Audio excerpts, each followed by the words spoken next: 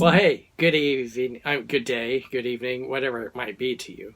I'm Todd. I'm just a regular dude walking in the Word.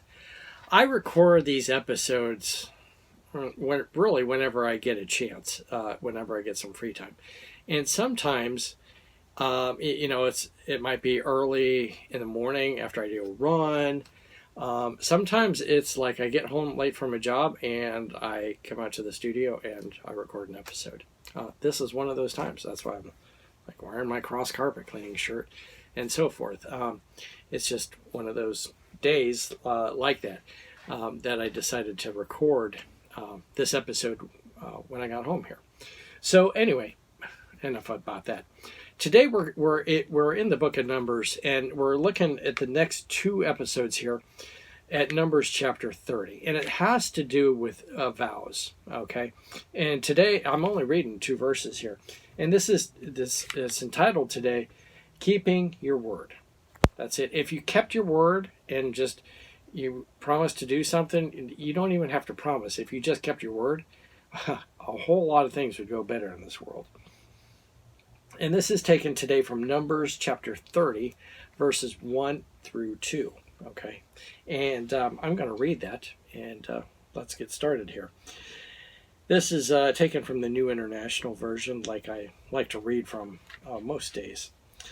It says, Moses said to the heads of the tribes of Israel, "This is what the Lord commands." Okay, this is a command of the Lord here.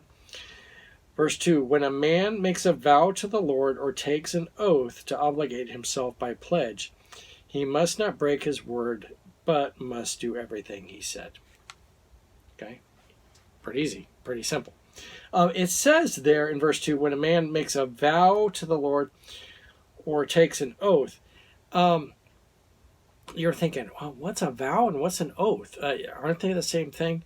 Well, as I looked through one of the commentaries, it explained that a vow is something that you kind of promise to do, and an oath is something you promise not to do. Okay?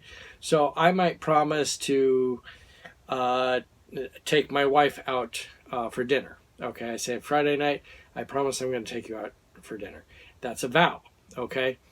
And then an oath would be, I promise my wife I'm going to stop smoking. Okay, so I make a promise. I promise not to.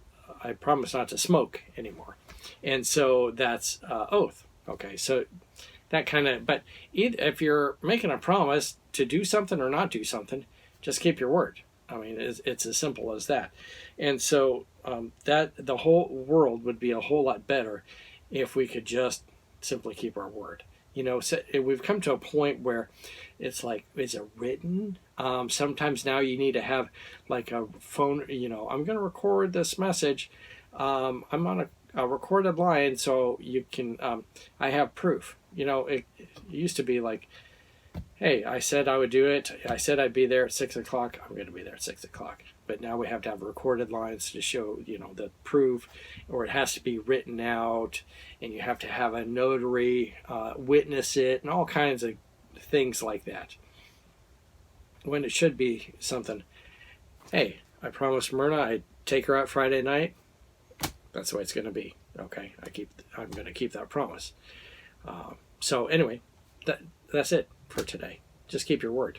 Thanks for watching. I am a regular dude walking in the Word, and I invite you to tomorrow as we continue this discussion about keeping your word.